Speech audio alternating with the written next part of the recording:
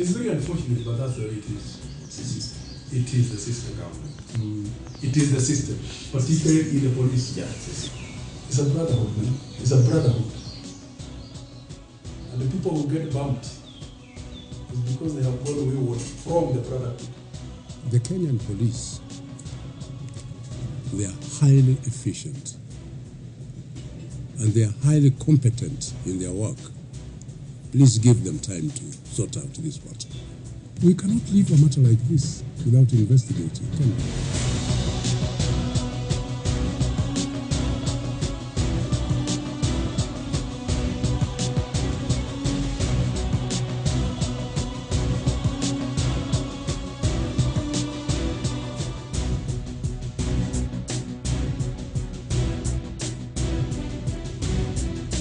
Katika sehemu yetu ya tatu, uchunguzi wetu unaashiria maovu yaliyotendwa na serikali pamoja na siri kuhusu mandugu wa Kiarmenia, Atur Magarian na Atur Sagarsian.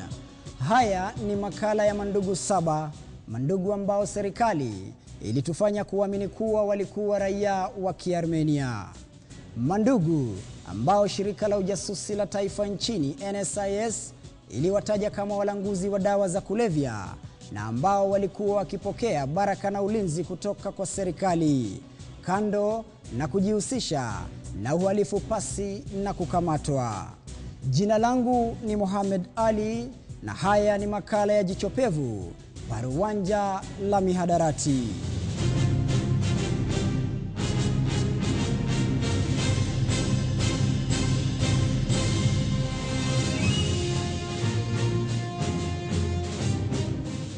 Baada ya KTN kuangazia mauaji ya kinyama dhidi ya afisa mkuu wa GSU Erastus Kirui Chemorei, idara ya polisi kwa mara ya kwanza katika historia ya Kenya, chini ya uongozi wa kamishna wa polisi Matthew Itere, ilichukua mwelekeo mpya.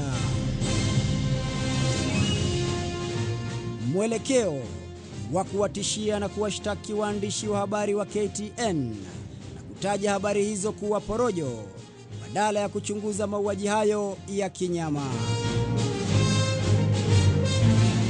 Kamishna wa polisi Matthew Itere, maafisa wake wakuu wa polisi wakiongozwa na aliyekuwa mkuu wa mkoa wa Pwani King'ori Mwangi, aliyekuwa afisa wa upelelezi wilaya Kitale Julius Sunkuli, pamoja na aliyekuwa OCPD wa Kitale Augustine Kimanteria, walifika mahakamani kupinga taarifa hizo, kando na kutushtaki.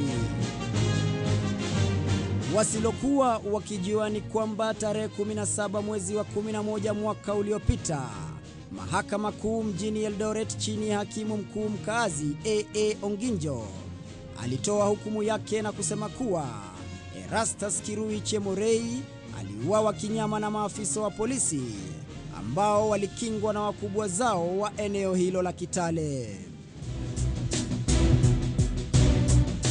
Kufuatia kipengee cha uhalifu cha 378 cha, faili hiyo ilitumwa kwa mkuu wa sheria Githu Muigai ili hatua za kisheria zichukuliwe dhidi ya maafisa hao wa polisi.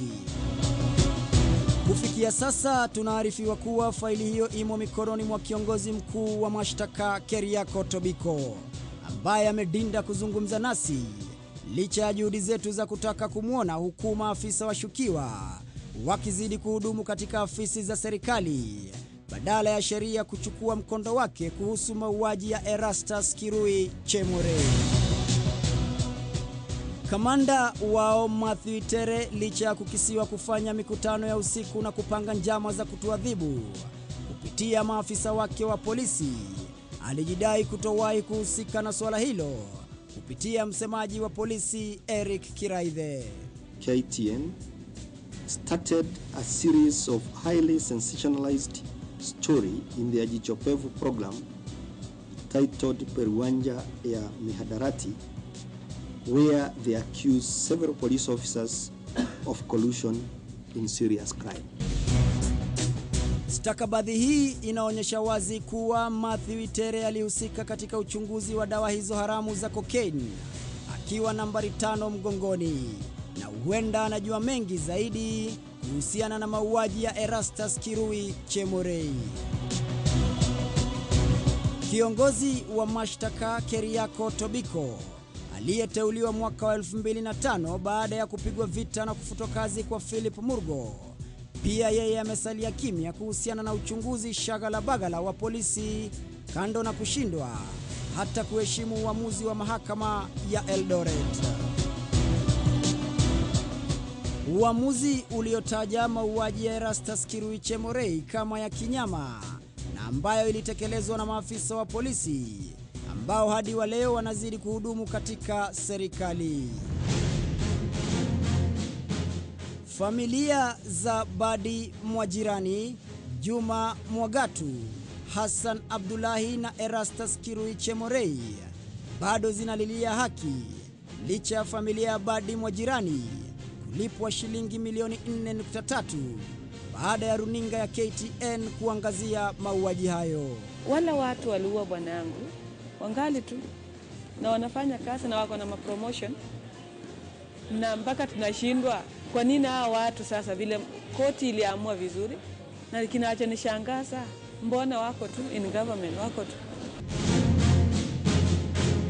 Kando na hayo, ni dhahiri shahiri kuwa serikali ya Kenya haimo tayari kupiga vita ulanguzi wa dawa za kulevya, kwani licha ya walanguzi kukamatwa na ushahidi tosha wa heroin yenye dhamani ya takriban nusu bilioni mjini Mombasa mnamo Machi 25 mwaka uliopita, na baadaye kusafirishwa kwa ndege ya polisi hadi Nairobi kwa mahanjam na madoido.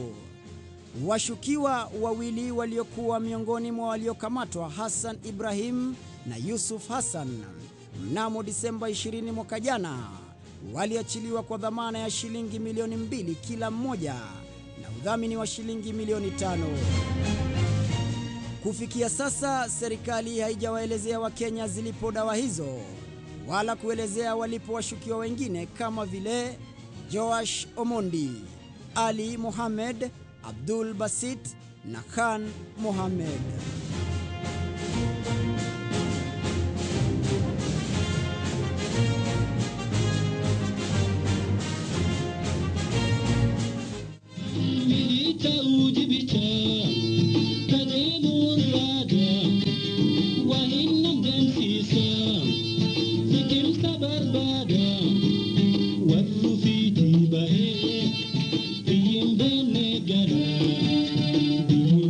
Kwa jina naitwa Godana Jarsa. Mbeleni nilikuwa senior superintendent wa police.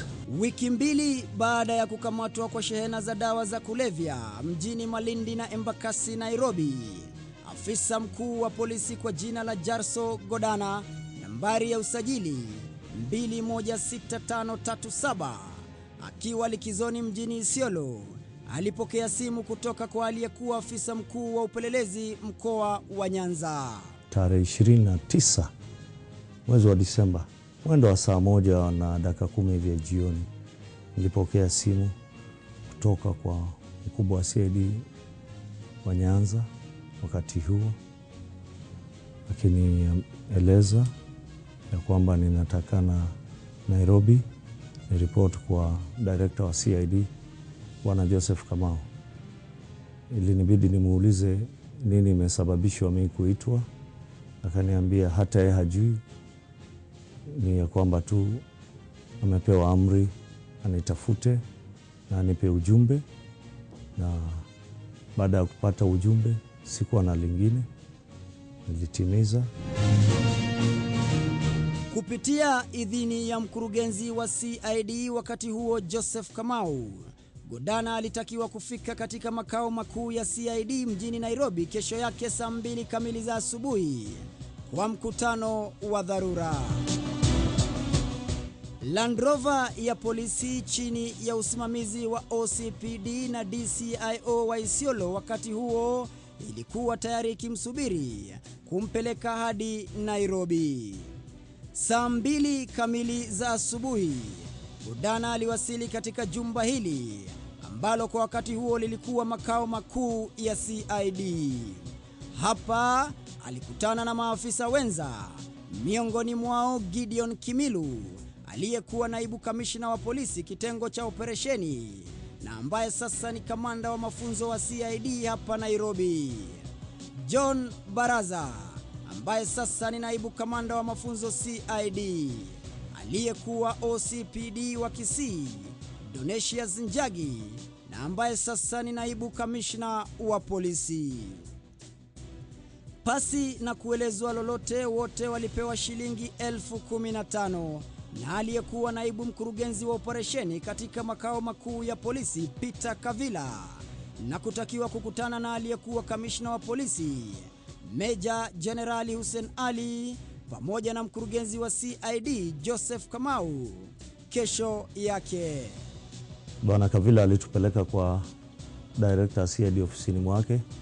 Hapo ndio tukapewa ujumbe, alitukaribisha, tukamweleza sisi nani kwa majina kwa vile hatukuwa tumekutana mbeleni.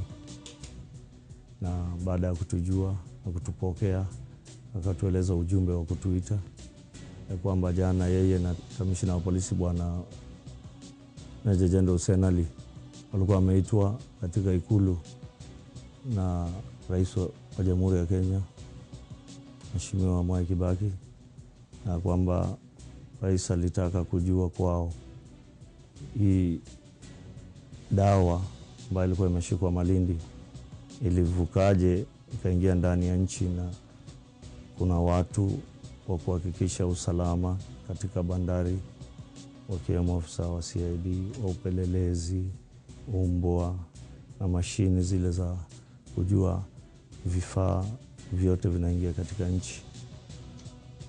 Hii ni ujumbe alikuwa anatupatia, na akatueleza kwamba rais amewaamuru waende wachunguze, waweke maofisa kuchunguza vile hizo container ilikuja, na kutokana na hayo ndio vile si tuliitwa.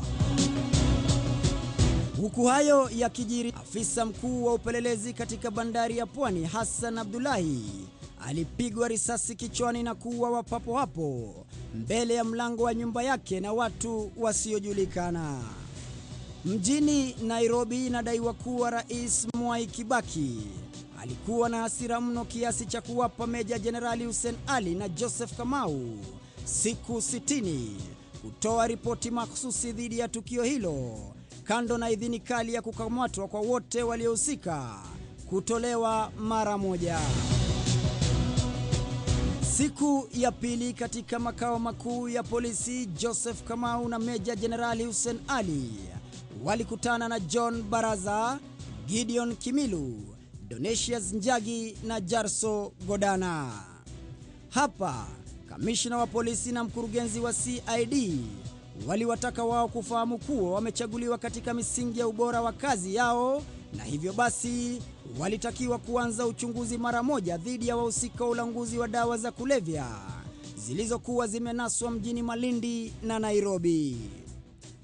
John Baraza alitakiwa kuwapiga msasa wafanyikazi wakuu wa bandari pamoja na mkurugenzi wa bandari ya Pwani kwa wakati huo Brown Ondego.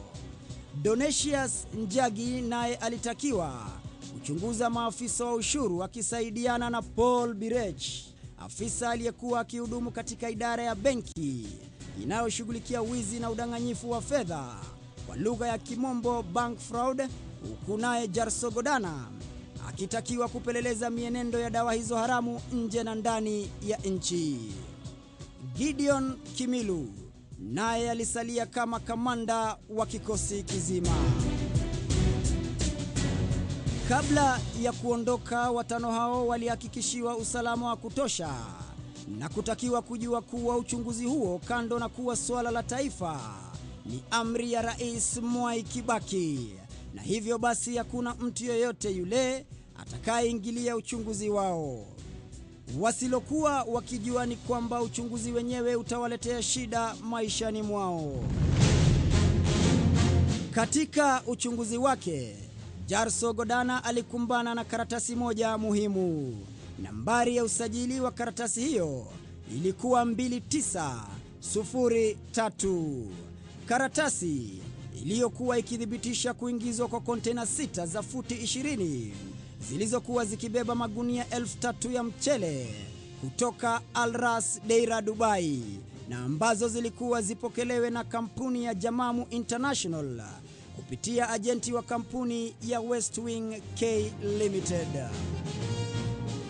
Katika uchunguzi wake, Godana alistaajabishwa na tukio la kuwepo kwa kontena 18 badala ya zile zilizokuwa zimethibitishwa katika fomu ya uwasilishaji.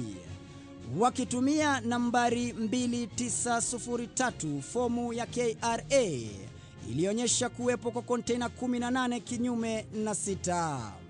Hapa Godana aliamua kulizamia swala lote na kuwakamata maafisa watatu wa KRA waliokuwa wakidaiwa kuhusika katika njama hiyo. Tukiwa Mombasa, tulipata informer ambayo alinielekeza kwa upande wa uchunguzi ambao nilikuwa naendesha, na akanisaidia kunieleza ya kwamba kuna vifaa na makontena zimeingizwa ndani ya nchi kiharamu zikiwa na vitu ambayo kulingana naye ilikuwa ni vitu si vizuri. So na akanieleza entry number ya customs ambayo niliondoka hapo nikaenda kwa Chief Inspector Chege Masharia ambaye yuko kwa Revenue Protection Services Longo Mombasa. Akanisaidia nikapata photocopy na uchunguzi wangu ulianzia hapo. Hii uchunguzi ulinipeleka mpaka Kilindini, nikapata maregister ambazo zinaonesha vile zilipita, register ya KRA, register ya KPA, na tukahakikisha yale ambayo tumepata pale yanalingana na yale yako kwa long room. Tukaenda tukatoa hata printouts. Hizo printouts na zile tunapata zote ni vitu havielewani. So tulipeleka maafisa wa askari kulinda zile godown ambazo ziko Ganjoni ambazo zilikuwa zimewekwa hizi makontena, na baada hiyo askari walichunga kwa muda ambao uchunguzi ulikuwa unaendelea. Hii uchunguzi uliendelea mpaka tukashika watu wa customs wawili ambao walikuwa wanahusika na uwizi na kutaifisha hizo kontena kutoka katika Kilindini. Baada ya kizaazaa hicho, Godana aliamuru barua iandikiwe naibu kamishna wa bandari ya Kilindini ambaye alitakiwa kuelezea jinsi ambavyo kontena hizo zilipitishwa pasi na kujulikana.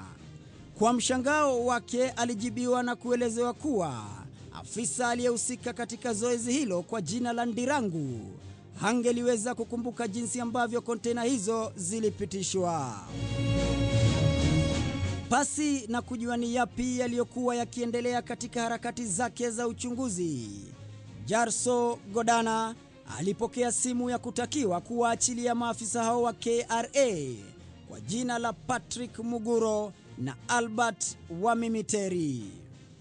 Wale maafisa wawili wa KRA waliposhikwa, Bwana Kavila ambaye ndio tulikuwa naye ambaye anasimamia uchunguzi huo wakati tulikuwa huko, alisema kwamba ameamriwa na Commissioner wa Polisi Meja Jenerali Hussein Ali awaachilie wale maabusu, ya kwamba Bwana Commissioner General wa Kenya Revenue Authority Michael Waweru atateremka chini pamoja naye kuja kuhakikisha ni nini, na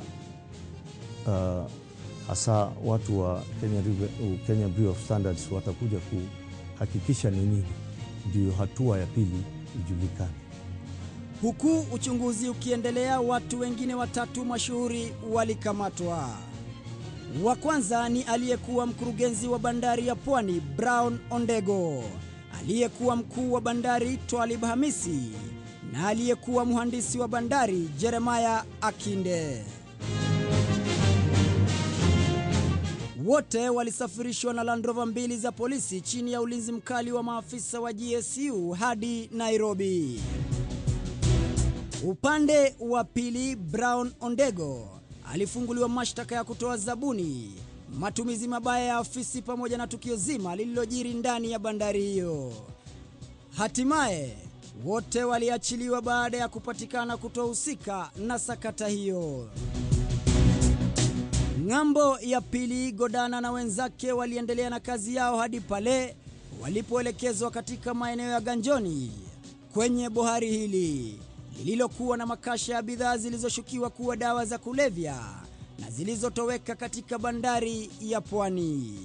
Uchunguzi ule tulikuwa tunataka. Wakati hiyo watu wameshikwa, tuna makaratasi, tuna ushahidi, tuna kila kitu mkononi mwetu. Dhibitisho kuu ni moja tu. Haya makasha yamebeba nini? Kwa sababu haya makasha inakaa kama zina mimba, zinazidi zikizaa. Inatoka 6, inaenda 18, inaenda 24. Mpaka leo kuna walakini ni nini? Na udhibitisho kikamilifu tulikuwa tunataka watu ya Kenya Bureau of Standards. Hayo ndiyo maneno ambayo kamishna wa polisi alihakikisha haitakuwa. Hapa bohari hili liliwekwa chini ya ulinzi mkali wa maafisa wa polisi saa 24. Siku chache baadaye maafisa hao waliamrishwa kuondoka mahala hapo mara moja. Hatua hii ilisababisha kutoweka kwa makasha hayo yanayokisiwa kuwa na dawa hizo haramu za cocaine katika njia isiyoeleweka. Mkoko ulizidi kualika maua hadi pale Jarso, Godana na wenzake walipogeuka na kuwa walindwa baada ya wao kuonekana kujua mengi.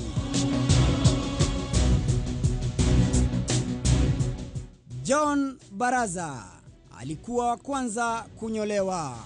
Kilichofuatilia ni Bwana Baraza alishikwa na PPO wa Mombasa akiwa katika huko sehemu ya Bamburi, na PPO pamoja na PPO ambaye alikuwa anaitwa Alex Rono na PCIO Mr. Patrick Obimo, sababu ambazo mpaka leo mimi siwezi kuelewa ni nini.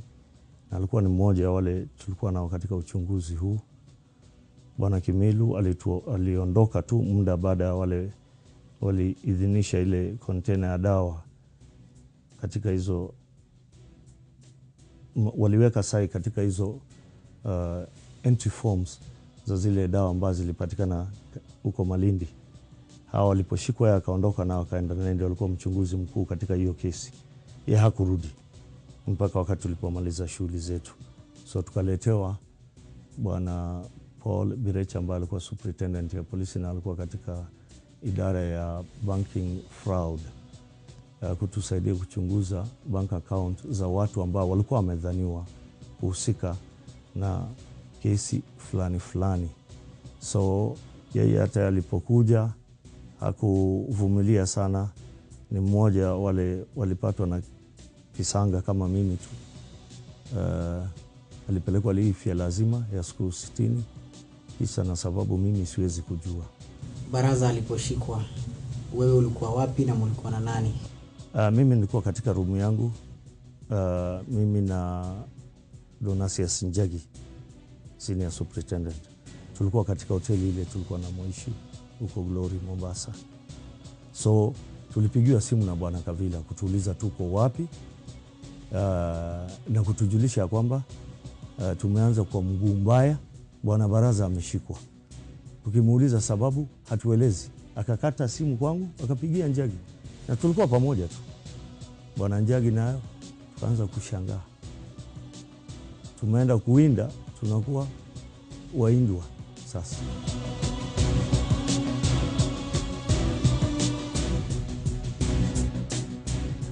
Baada hiyo uchunguzi wote ulisimamishwa. Tukaambiwa tupande ndege na turudi Nairobi. Ile kuomba uchunguzi ufanywe kwa haya makasha ambayo bado yalikuwa yanachungwa na polisi kutoka Central Police Station, ambayo kulikuwa na inspector moja na askari 10. Hakuna mwenye alikuwa tayari kusikiza. So amri imetoka na hatuna budi, tukafuata. Tukaondoka tukaelekea. Tukapanda ndege, tukafika Nairobi. Kesho yake tukaambiwa tukutane CID headquarters. Kufika pale, mimi nikaambiwa hutakikani katika uchunguzi huu. Leta bunduki ya wenyewe. tukapeana bunduki. Lakini cha kushangaza, unatupeleka kwa uchunguzi mzito kama hii, unatupatia silaha, unarudi unatupokonya silaha, unatuacha wazi. So sikuwa na namna, mimi nikaingia gari nikaelekea kwangu nyumbani Isiolo. Na hayakuishia hapo, kwani Baraza anakisiwa kusafirishwa hadi Nairobi na kufungiwa katika kituo kimoja cha polisi kwa muda wa miezi kadhaa kabla ya kuachiliwa na kuregeshwa kazini. Kabla ya hata mambo kutulia, Godana naye alijipata kuondolewa katika uchunguzi huo na kisha baadaye kupokea barua ya kuhamishwa hadi maeneo ya Turkana huko Lokitang, jambo ambalo aliliona kama mojawapo ya njia yeye kutaka kuangamizwa. Kumaliza likizo na kutana na transfer ambayo ni ya kunistajabisha, naambiwa ni kwenda Lokitang. Kisumu wenyewe nimekaa muda wa miezi 4 tangu nimekuja. Na transfer hii baada ya uchunguzi hii ya haraka hivi, ya ambayo nikijaribu hata kuelezana hakuna mtu wako tayari kunisikiza. So ikanibidi siwezi kuchukua hiyo transfer kwa usalama wangu. Nikanawa mkono, kasema hiyo miaka 28 hewa lawache iende. Nashukuru Mungu. Kwa nini ulihofia kwenda Lokitang? Wale wamejaribu kuchunguza makontena kama hizo, aidha nyuma yangu wote yale yamewapata yanajulikana kila mtu. Hakuna transfer pale. Ile ilikuwa ni kizingizio tu. Miaka 28 nimezunguka Kenya kila mahali. Hakuna. Siwezi haribu kwa muda wangu huu. Kwa kizungu inaitwa I cannot desert my responsibility. Kwa my sunset age, kama ni kufanya ningefanya wakati bado mimi niko mchanga na nina madaraka ndogo. Singefanya kwa wakati huu ambao na madaraka ya kutosha na ambayo ni wajibu wangu kutumwa katika kila sehemu katika nchi hii. Kwa hivyo unahofia kama ungeenda Lokitang ungeuawa ama ungefanywa kitu? Hiyo ni wazi. Sina hata hakuna kitu ya kuuliza pale. Wale wamejaribu kuchunguza kama marehemu Abdullahi nyuma yangu. Mumeona kitu iliwapata? Katika uchunguzi wako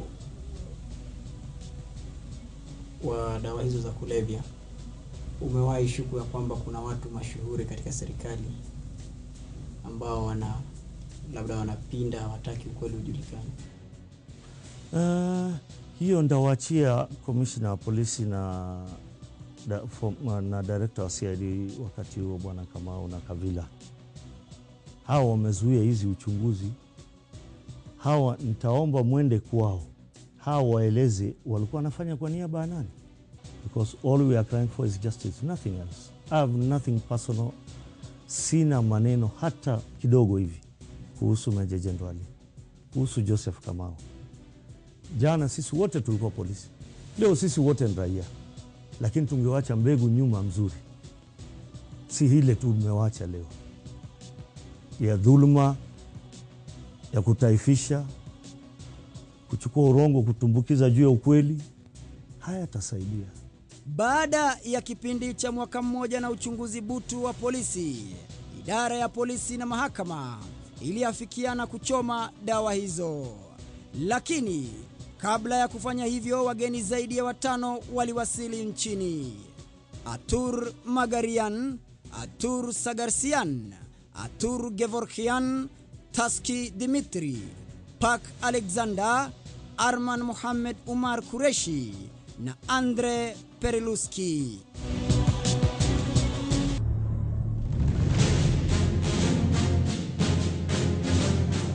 Pasi na Wakenya kujua ni yapi yaliyokuwa yakiendelea, ndugu hao walikuwa wakitekeleza biashara zao haramu kando na kuingia na kuondoka nchini bila ya kujulikana.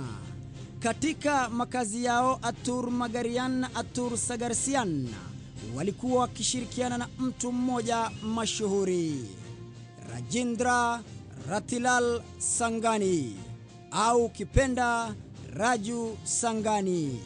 mfanyi biashara mashuhuri ambaye alishirikiana na kuwasaidia katika pilka zao nchini, kando na hata kudaiwa kujaribu kuwatafutia nyumba hii ya shilingi milioni 60 iliyoko katika maeneo ya Lavington, na ambayo ndugu hao walikataa na kuambulia kutafuta nyumba 10 mahala tofauti pasiri kabla ya kuafikiana kutumia nyumba hii iliyoko katika maeneo ya Runda, eneo ambalo zoezi la haramu halingeliwahi kujulikana kamwe na Wakenya.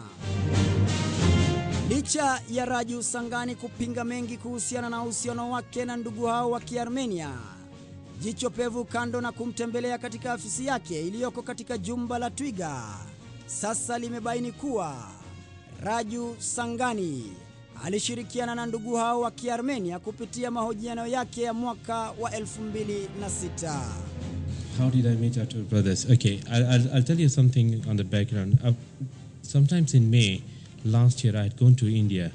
There I met an old friend of mine who is based in Dubai. He is one of the biggest traders in general commodities. He has his own steel factory and he does real estate in India as well.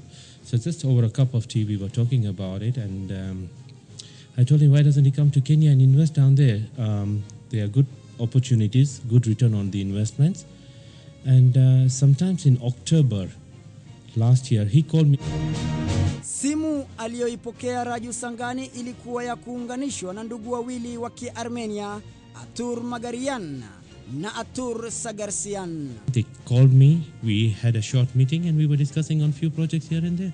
They were mainly interested in some casino business and real estates. They were also interested in diamond and gold. I told him that's not my line, but I would get you the right people and so forth.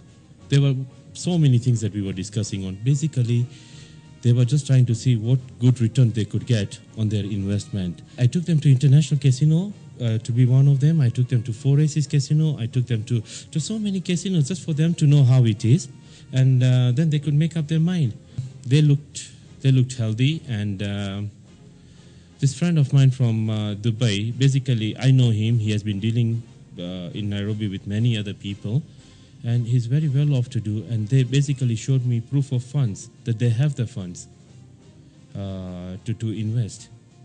Punde tu baada ya kuondoka katika jumba la Twiga afisi yake Raju Sangani, tulielekea moja kwa moja hadi nyumbani kwake, tukifuata nyayo za Atur Magarian, kando na kutaka kutafuta ushahidi wowote ule utakao baini iwapo kweli ndugu hao waliwahi kutumia nyumba ya Raju Sangani katika pilka zao. Huku tukiendelea na uchunguzi wetu, Raju Sangani alipashwa habari kuhusiana na ziara yetu, na hapa ndipo alipoanza kubabaika kiasi cha kunipigia simu zaidi ya mara 2 na hata kutaka kulegeza uchunguzi wangu kwa kutaka kuniuzia nyumba. Hello? Muhammad Ali, the doctor. Yeah.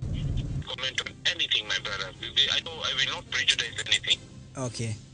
Please, so you take my word. All you can see me, and I'll only say my one word with my lawyer that I have no comments, and talk to my lawyer. No problem. Yeah. So if just to listen to that, you don't need me. You can just say you called me on the phone, and this is my comment. But let's meet and talk. That's all. Off camera. Okay, but then not today. You know why? Let me finish something. You see, if I don't give them material, if I don't finish my house, my rent will not get. I will lose on my rent. Okay, just finish what you are doing at the moment, but when you're free, kindly call me back. I will. I promise you I'll call you, but please don't send people at home, boss. You know, it is for sure, it becomes very, because family is not involved. You get my point? Yes, point taken, don't worry. Okay. Sawa. Yeah, and then so give me a day or two. Let me finish. So even when I'm talking to you, I don't have to think of my cement and tiles. No, just do your job. Don't worry. Don't think about anything. Just when you are through, let me know. Then I'll come. I will call you. Then give me a day or two. I promise I'll call you. Sawa, no problem. Me, I will call you. I'm a man of my word. See, I've called you now. Yes. And I'm even saying if I finish earlier, I'll call you. Because I cannot stay with stress. No problem. Point taken. Don't stress yourself. Just build whatever you're building. Get back to me. Okay, then I sell you one flat. Ama, you will not buy. You want to sell me a flat? See, I'm in the business of selling properties and renting properties. That's my main business, Baba. But I'm a poor person. I don't have money. But there is no. Everybody is being supported to take houses. this now. Yeah, Yeah. I'll check with my bank. We'll discuss when I come. Tusilokuwa tukijua ni kwamba msafara wetu ulikuwa tayari umeanza kupigwa darubini na washukiwa wote waliohusika katika tukio hilo la mwaka wa 2006. Miongoni mwao watu mashuhuri kutoka vitengo mbalimbali vya usalama nchini. Mawasiliano ya simu zetu zilianza kuchunguzwa, huku simu zikianza kupigwa kuanzia Nairobi, Mombasa hadi Dubai. Nchini Dubai, Atur Magarian alipashwa habari kuhusiana na uchunguzi wetu, na ni hapa ndipo aliponipigia simu pasi na kufaulu. Hatimaye niliona simu zake alizokuwa akijaribu kunipigia, na hapa ndipo niliamua kumpigia. Hello, who is this? Magarian.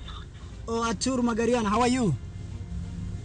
Fine, I hear you are looking today for me. What I can do at your service, tell me.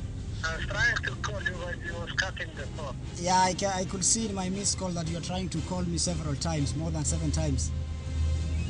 Tell me what I can do for you. How can I see you? How can I meet you? How you can? How can I see you? Or call Skype. I will text you my Skype name. Call me on Skype. Okay, If SMS. you have video call or if you have iPhone video call, give me video call. Okay, SMS me your name in Skype, then I'll call you back immediately. Okay, I'm texting you right now. Thank you. Skype is amazing. Huyo amekuwa ni Atur Magarian, na bila shaka amekuwa akijaribu kunipigia, na nimeweza kuona alimejaribu zaidi ya mara 7 kunitafuta, na nimeweza zungumza naye, na hivi sasa nitajaribu vile ambavyo anataka mimi nizungumze naye kupitia mtandao wa internet, kupitia Skype, niweze kumuuliza maswala nyeti yanayohusu kizaazaa cha mwaka wa 2006. Bila kupoteza wakati nilifululiza moja kwa moja hadi mahala pasiri kuzungumza na Atur Magarian, na hata kumwaga mtama kuhusiana na uhusiano wao na wakuu wa polisi nchini pamoja na kizaazaa cha mwaka wa 2006. My name's Mohammed Ali. I work with KTN as a senior investigative editor. I am with my colleague Dennis Unsarigo, who is also a senior investigative reporter, and he will be asking you a question, and I will also be asking you some questions. You are most welcome. Okay, Mr. Atur, let me ask something about one Raju Sangani. It is alleged that you yourself, your brother Raju Sangani, the former CID director Joseph Kamau, held a small meeting at Twiga's Tower, that is Raju Sangani's offices, and you agreed on buying equipment that is going to be used by the QRU team. You went to Kijabe Street, you bought everything under the blessings of 2 people, Raju Sangani and the CID director Joseph Kamau. Can you kindly tell us what exactly happened during your meeting? Well, Joseph Kamau, no. But it's because Raju Sangani was our agent on every deal, house, rent, every deal, and his connection in the Kenya is much big than we was new in the country. We don't know what. In the QRU uniform, balaclavas, only those kind of things been ordered in Raju Sangani office, which we paid. And Raju Sangani was as like a broker. And he was not aware that QRU letters, what was it. We just give him what we need to print. We pay the bill, we pay his commission. As I never trust Asians. I don't have anything against Asians, but on the secrets, they cannot keep secrets even from their own wives. So. Mr. Atur, where did you meet Raju Sangani? India or Dubai or here in Kenya? No, Raju Sangani, the first company we make it. It's called Brother Links International. We have one Indian partner with us named Zakir. So while we are traveling to Kenya, Zakir is our partner in Dubai also. So he said that he know one Asian who's a very successful businessman in Kenya. So when we go for investment, we can meet him. So we meet Raju Shangani through Zakir. Where did you meet him? In Kenya or Dubai? In Kenya. Was that your first meeting? Yeah, it was the first meeting with Raju. Wakiwa nchini, watu mashuhuri miongoni mwao Winfred Wangoi Mwai, mwanawe mwanasiasa mkereketwa Mary Wamboi, ambaye jina lake limekuwa likigonga vichwa vya habari kutokana na ulinzi mkali anaopewa na serikali, alionekana kufanya ukuruba nao. Ukuruba ambao sasa jicho pevu limelizamia mzima na kuzuka na ukweli wa mambo kuhusiana na uhusiano wao.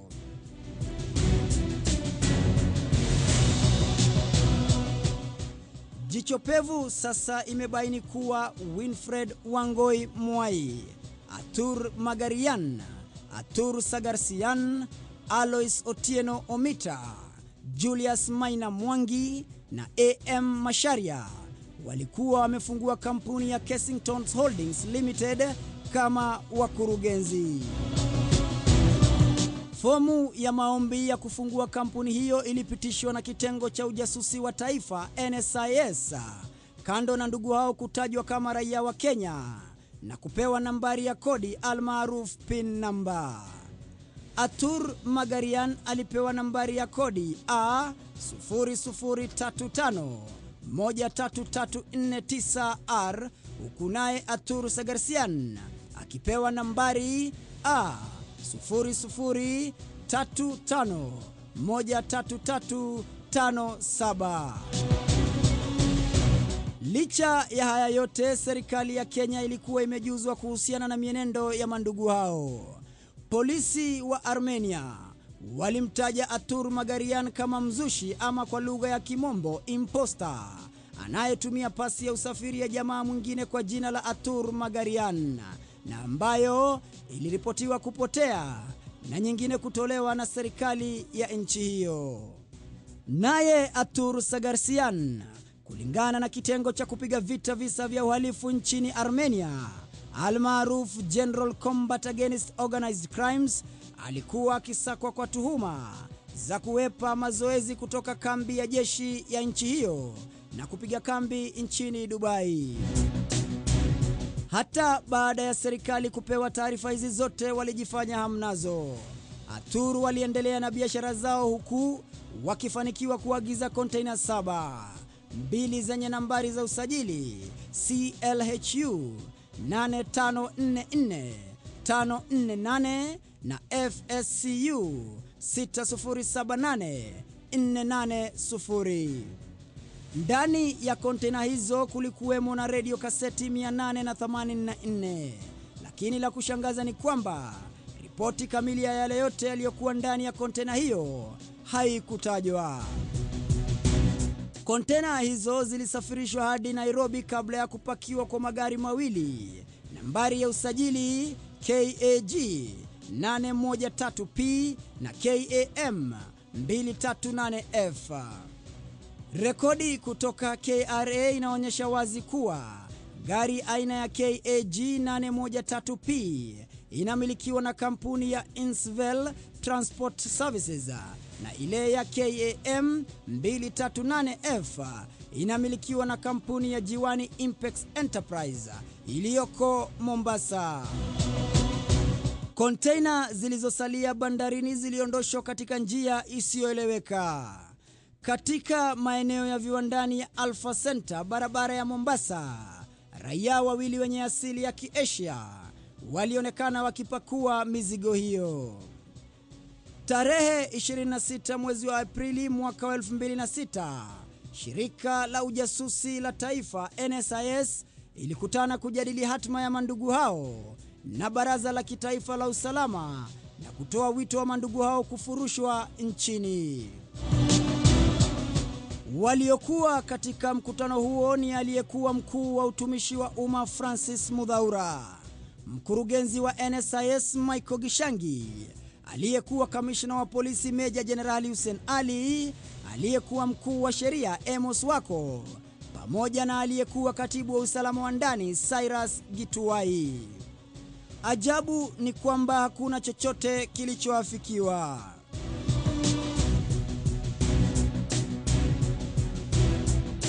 Katika jumba la Nyayo, baadhi ya maafisa wa uhamiaji walikuwa wakifanya bidii kuhakikisha kuwa ndugu hao wamepata uraia wa Kenya.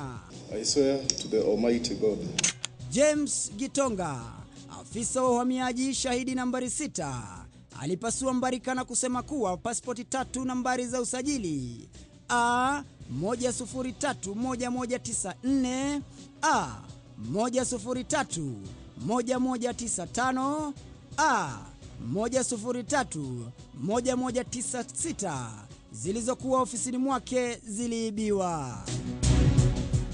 Madai ya pasi hizo kuuziwa jamaa mmoja mwenye asili ya Kisomali yalijitokeza huku Beatrice Akodha, mhudumu wa usafi kutoka kampuni ya Chase katika jumba hilo, akidaiwa kuhusika na wizi wa pasi hizo.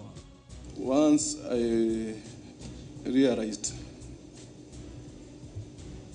that the passports were not where I had left them, I suspected the cleaner, and I instructed one of my colleagues to go and call her to the room. Yes.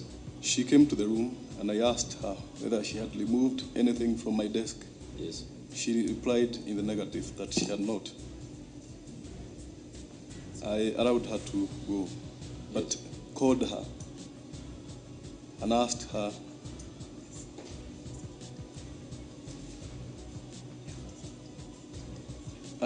her to stay with me and tell me the truth over actually what had transpired.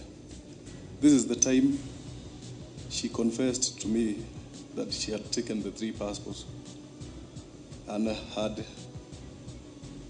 handed them over to a person she arranged, the cleaner arranged. So was this matter ever reported to the police? This matter was reported to the police.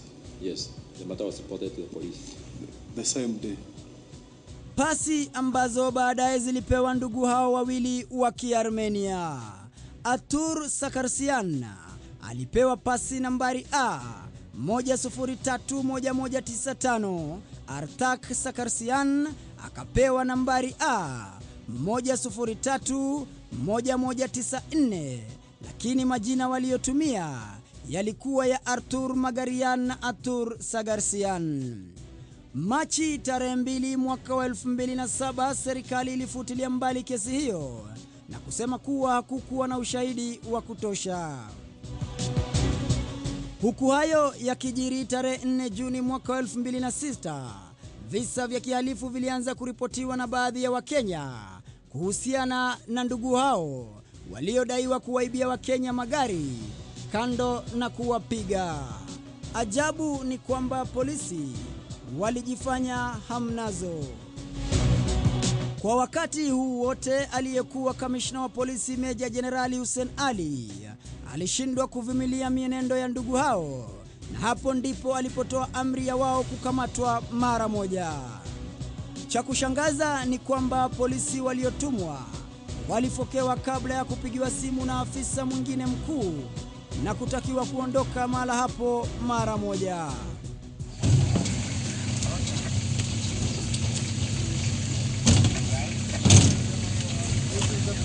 Take the pictures, take this guy's picture. They are hired.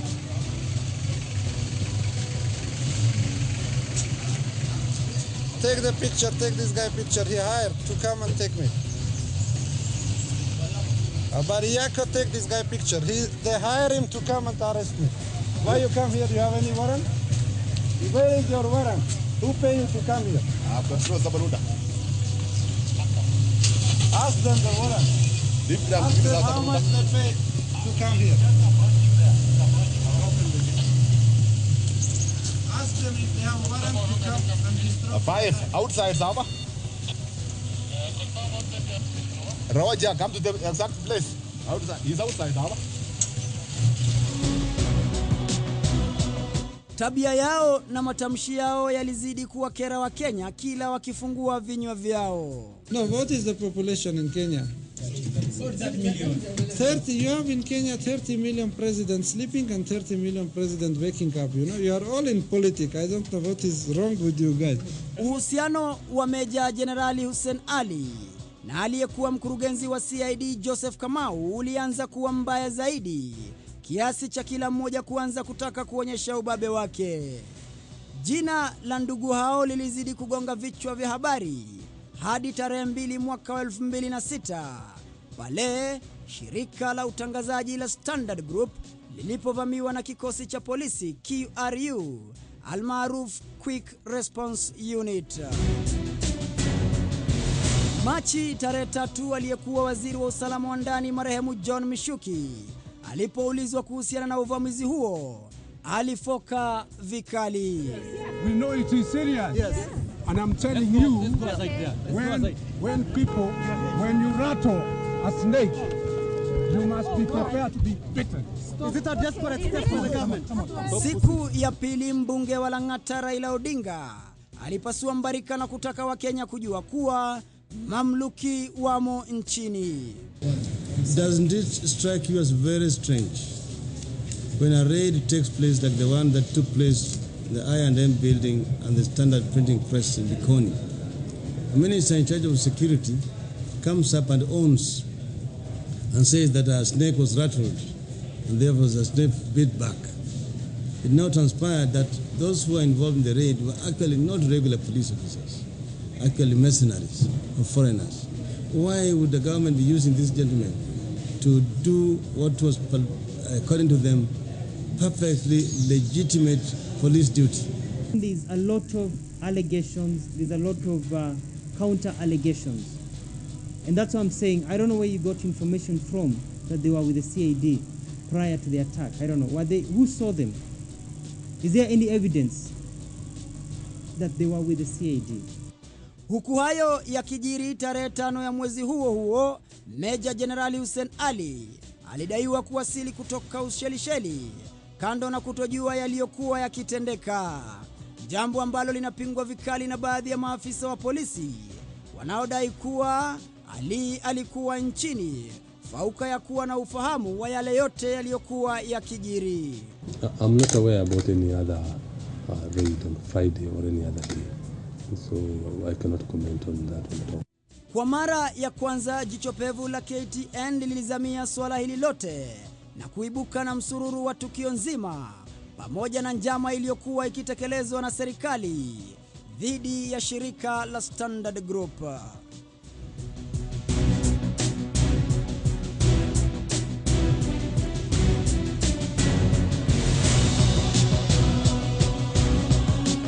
Jambo la kwanza kabisa ilikuwa ni la kuwapa ndugu hao silaha na nyadhifa za manaibu kamishna wa polisi, kuunda kikosi cha QRU almaruf Quick Response Unit kilichokuwa na maafisa 20 waliokuwa hapo awali wakihudumu na kikosi kilichopigwa marufuku cha Kanga, pamoja na kutoa mavazi spesheli ya polisi ili kuzuia taharuki, huku polisi wote waliohusishwa katika operesheni hiyo wakinyang'anywa simu zao za rununu ili wasije wakawasiliana na wenzao.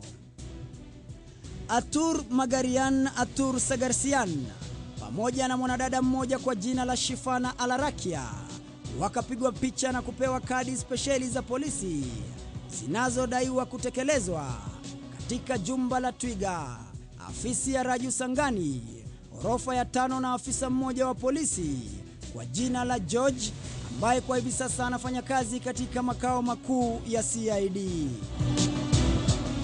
Atur Magarian na Atur Sagarsian wakapewa vyeo vya manaibu kamishna wa polisi, huku Shifana Alarakia naye akipewa wadhifa wa inspekta mkuu wa polisi. Nyadhifa zinazodaiwa kutolewa na jamaa huyu Joseph Kamau, aliyekuwa mkurugenzi wa CID. Kilichofuatia ni wao kuelekea katika duka moja maarufu la kuuza mavazi ya ulinzi iliyoko katika barabara ya Kijabe. Hapa walinunua redio za mawasiliano, mavazi yaliyochapishwa jina la QRU, mipira ya kuvaa kichwani kujizuia na gesi, pamoja na barakoa, kwa lugha ya Kimombo face mask. Kwa wakati huo kulikuwa na taarifa kuwa KTN na gazeti la Standard ilikuwa ikinuia kupeperusha taarifa za familia ya Rais Mwai Kibaki pamoja na mkutano wa kisiri kati yake na Kalonzo Musyoka katika ikulu ya Nairobi. Taarifa ambazo iwapo zingelikuwa za kweli, basi serikali ingelitumia fursa hiyo kumaliza na kuangamiza KTN.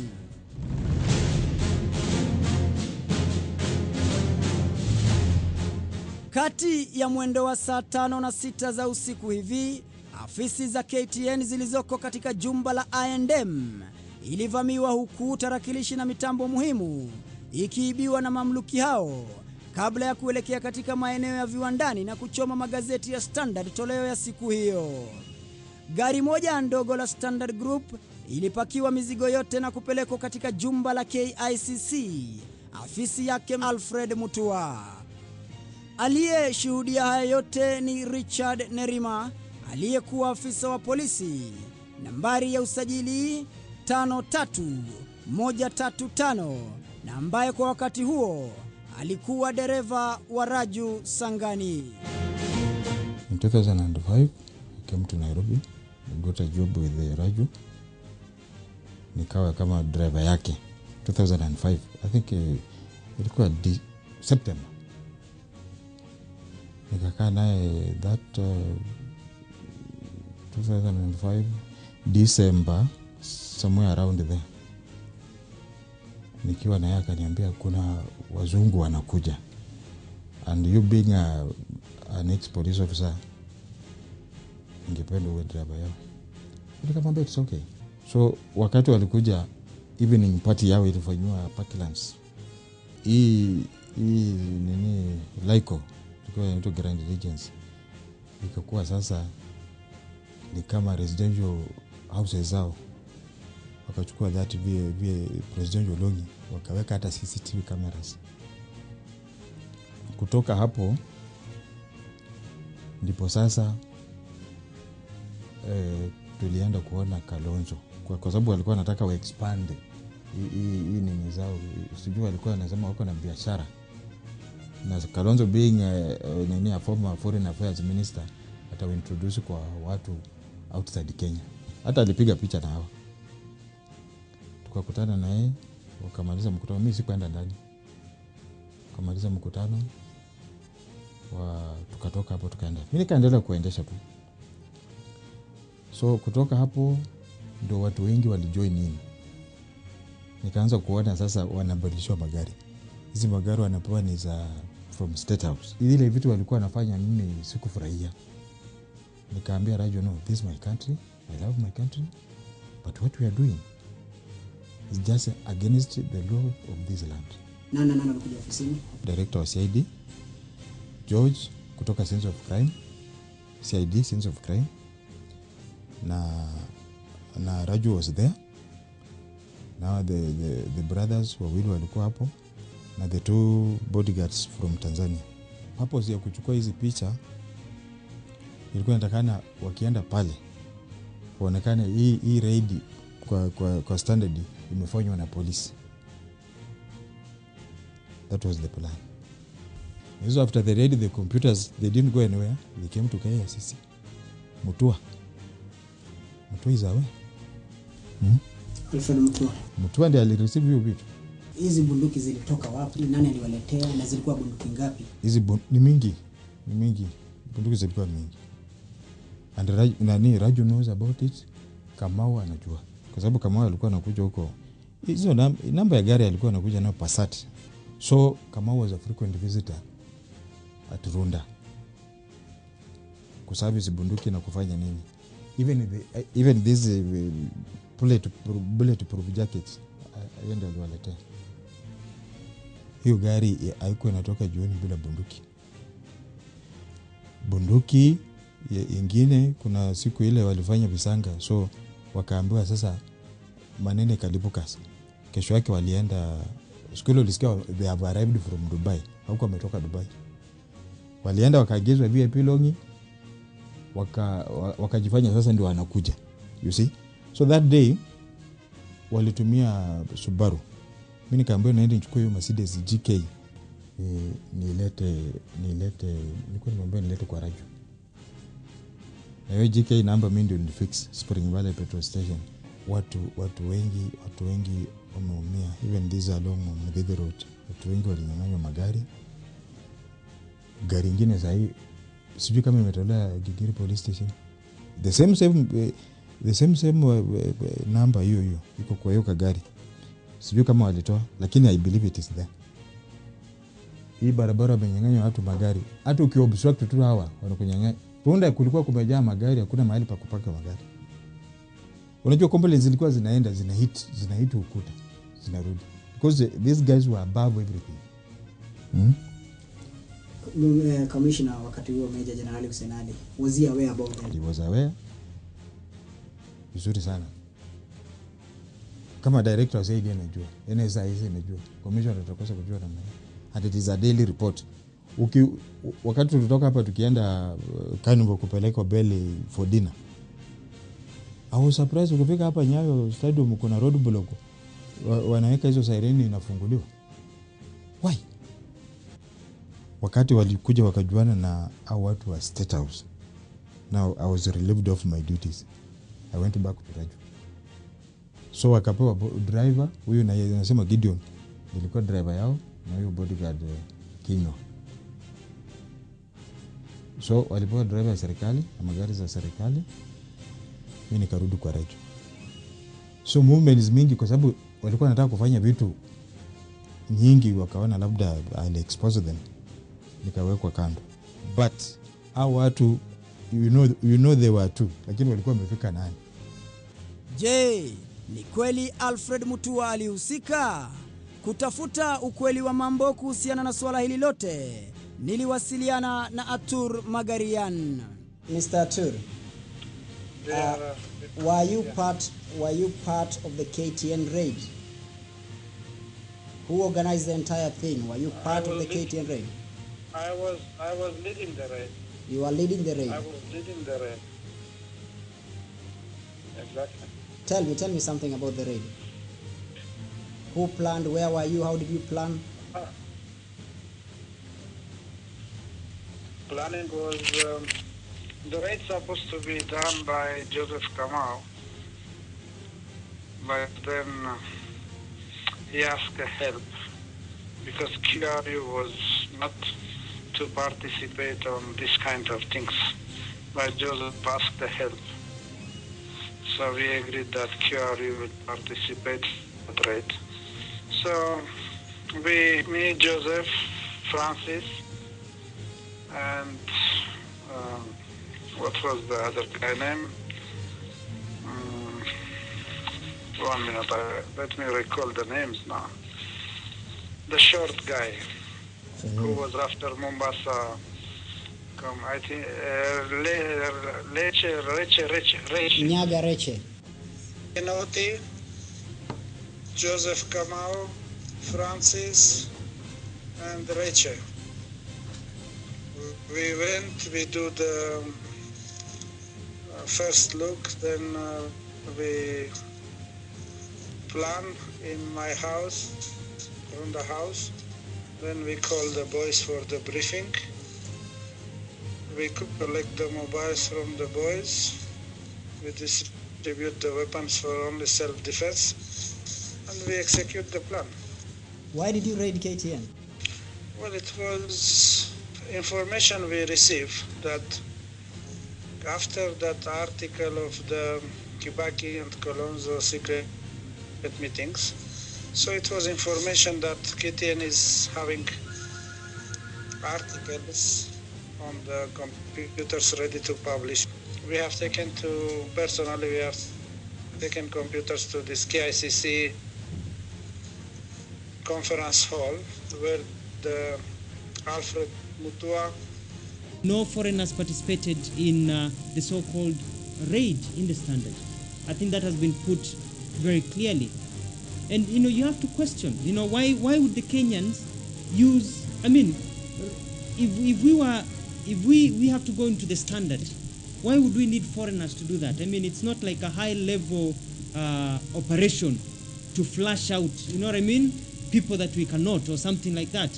We have here the Kenya Army, we've got the Kenya Air Force, we've got the military police, we've got the Kenya Navy, we've got the regular police with their wings of the GSU, we've got the special Reke squad, we've got special CID teams to do work, we've got the administration police, we've got the anti-stock theft unit, we even have the National Youth Service. Why would we need foreigners just to walk into Standard newspaper? You know what I mean?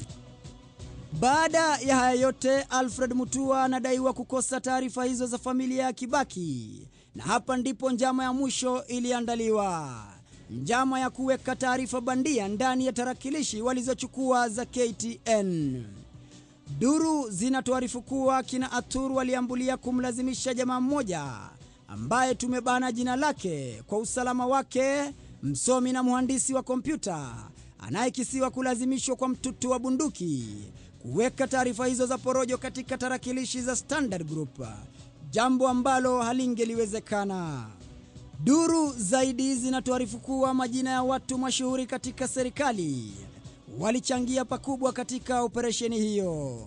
Wanaokisiwa ni aliyekuwa waziri wa usalama wa ndani marehemu John Mishuki, aliyekuwa mshauri wa Rais Mwai Kibaki Stanley Murage, mkurugenzi wa NSIS Michael Gishangi na aliyekuwa mkurugenzi wa CID Joseph Kamau. Talking about Stanley Murage, NSIS Director Michael Gishangi, discussing about the Kenyan intelligence. Well, meeting with Gishangi was to giving Arthur Brothers passport, and Gishangi will say he will set that his matter of national, what do you call it? He said when the issue will come, why I have given the passport. He said it is matter of national security, so I don't have to give any explanation. Then Gishangi, I saw second time on the before raid, the night before raid. Me, Gishangi, Stanley Murage, and Joseph Kamau, we was discussing about the raid. That's it. Have you ever kept in contact with Mr. Stanley Murage? When was the last time you spoke to him? Oh, many times. After I left the country, we used to call each other. He used to ask me favors to keep some secrets, to not disclose to the media, to not send lawyers to the inquiry. Then many times. Juhudi zetu za kutaka mahojiano ya ana kwa ana na Stanley Murage ziliambulia patupu.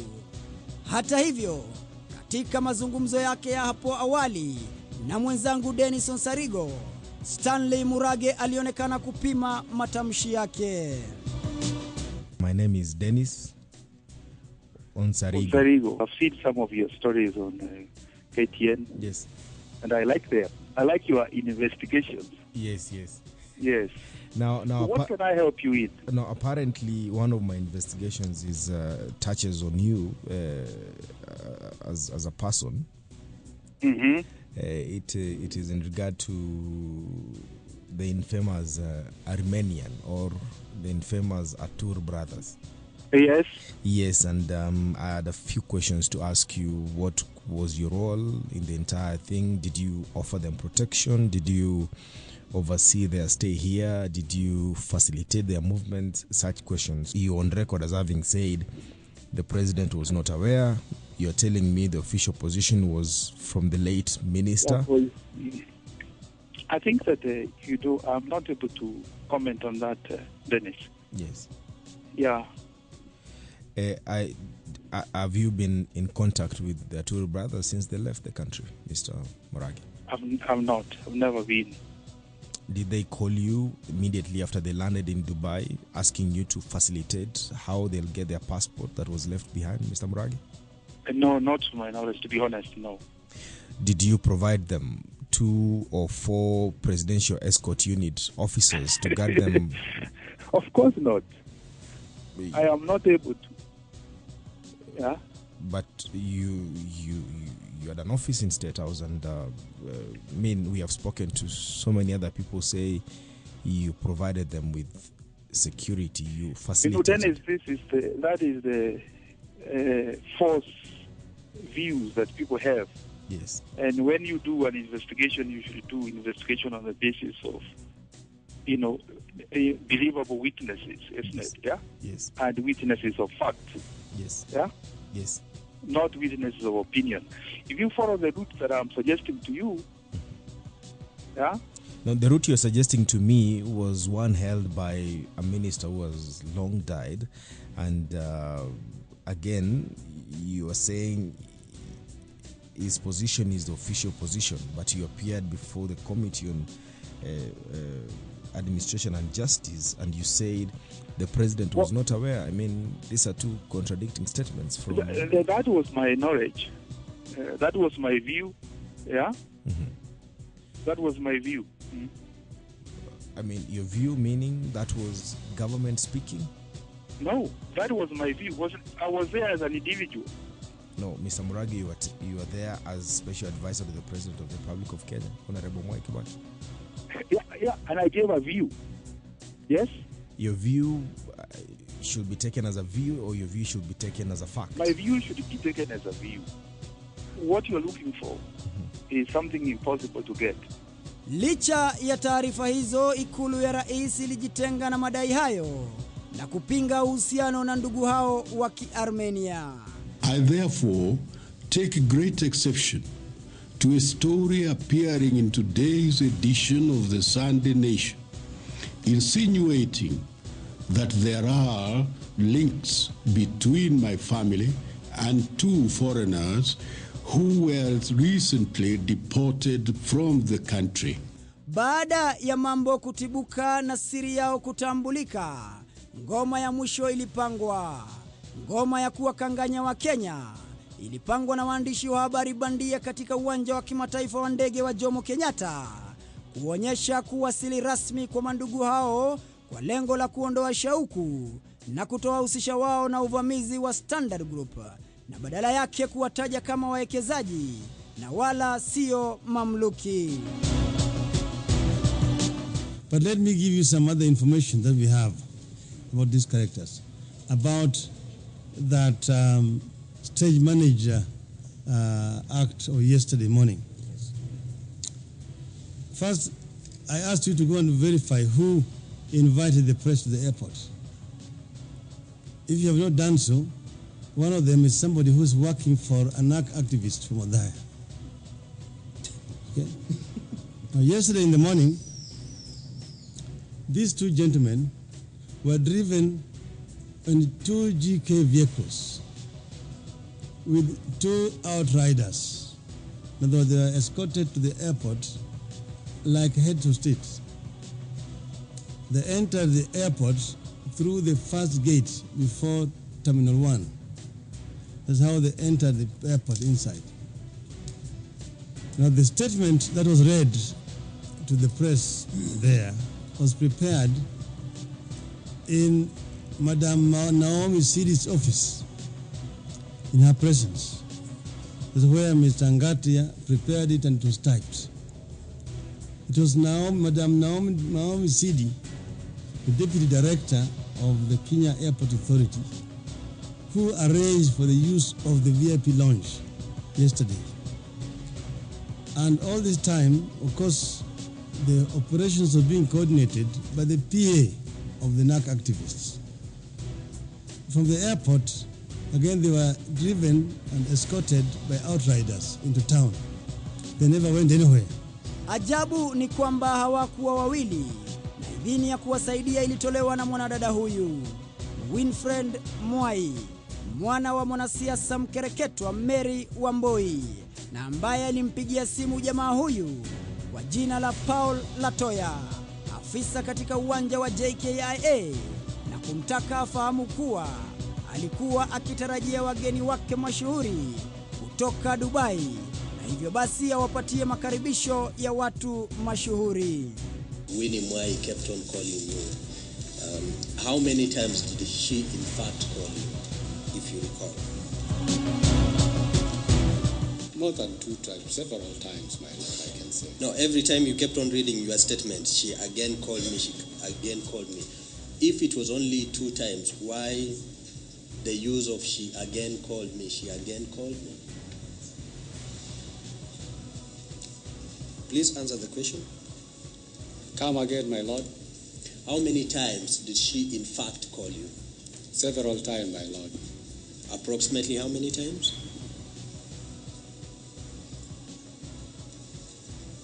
One, 2 times? More than 2 times, I can say. That's why I'm referring as several times, my lord. Now, you say that you are directed to offer some assistance to the guests that were arriving. What kind of assistance precisely were you to give? The kind of assistance that I was to offer is just to have to facilitate them smoothly. To facilitate? To facilitate them smoothly at the airport. To facilitate them smoothly. Yes. Who did you say you found at the duty free when you first went there? I found Atur Magarian. You found Atur Magarian with who? With another somebody, with another person. Kwa wakati huo Atur Magarian alifika katika uwanja huo akiwa ameandamana na Shifana Alarakia na mlinzi wake, wakiwa na nia ya kupokea wageni zaidi. Wote wawili walikuwa na pasi za kuingia katika uwanja huo, huku pasi zingine zikiwa na ndugu yake. Hatimaye wote walifululiza moja kwa moja hadi duka la duty free.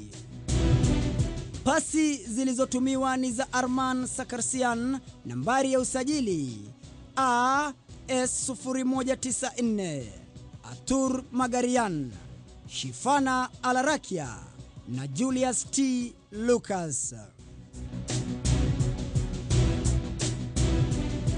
Saa 1:20 za jioni, ndege nambari EK721 kutoka milki ya Waarabu ilitua katika uwanja wa JKIA. Wageni waliokuwa ndani ya ndege hiyo walikuwa Arman Mohamed Umar Kureshi, Manish Shador Bob na Atur Gevorkian, ambaye jina lake kamili lilikuwa ni Artur Sagarsian. Jamaa ambaye alikuwa akitumia pasi ya Urusi. Ng'ambo ya pili, Paul Latoya alikuwa akiendelea na shughuli za kuhakikisha usafiri mufti wa mizigo yao. Licha ya wageni hao kudaiwa kujipumzisha katika duka la duty free, jicho pevu sasa limebaini kuwa walipelekwa katika jumba la wageni mashuhuri, na mizigo iliyokuwa katika begi zao ni kamera za CCTV ambazo zilizuiliwa na afisa mwingine aliyemtaka Paul Latoya kuwatambulisha wageni wenye begi hizo. Ni kutokana na hatua hii ndipo Atur Magarian alifika hapo na kumfokea afisa huyo wa uhamiaji, huku akimlazimisha kuachilia mizigo yake. Mlinzi wa Atur alipewa amri ya kuchukua begi hizo kwa lazima kabla ya kuwapiga makonde maafisa hao, kuwatishia na bastola na hatimaye kuondoka. Atur Magarian, Atur Sagarsian, Shifana Alarakia na walinzi wake waliondoka wakitumia geti nambari 1. Geti ambayo haitumiwi kamwe na wageni wanaowasili humu nchini. Wote walikuwa na pasi za kupitia popote walipokuwa wakitaka katika uwanja huo wa ndege wa Jomo Kenyatta, na hii inamaanisha kuwa walikuwa wakiingiza mizigo nchini kinyume na sheria. Hii ndiyo ilikuwa mara ya mwisho kwa ndugu hao kukiuka sheria za nchi hii. Siku chache baadaye, mkurugenzi wa CID Joseph Kamau alisimamishwa kazi, huku mipango ya kuondoa ndugu hao nchini ikianzishwa. Lakini kabla ya kuondoka nchini, ndugu hao walitembelea kambi ya GSU Embakasi kukagua dawa za kulevya. Tell me something about your visit at the GSU Training College in Embakasi. You said you went there as who, and what was your role when you reached that place? And when was this? First time I went there, it was meeting with Itere. The second time I went with the Joseph Kamau, that was to see the one container cocaine. Tarehe 10 mwezi wa 8 mwaka 2009, afisa wa GSU kwa jina la Hussein Galdaya kutoka kitengo cha kulinda rais almaruf Presidential Escort Unit alipigwa risasi na kuuawa papo hapo katika barabara ya Kusi, huku maafisa wenzake Abraham Nyaganjeru na David Gaido wakinyang'anywa bastola zao katika barabara ya Waiyaki. Je, ni yapi yaliyojiri? Mohamed Ali, makala ya Jicho Pevu, KTN leo.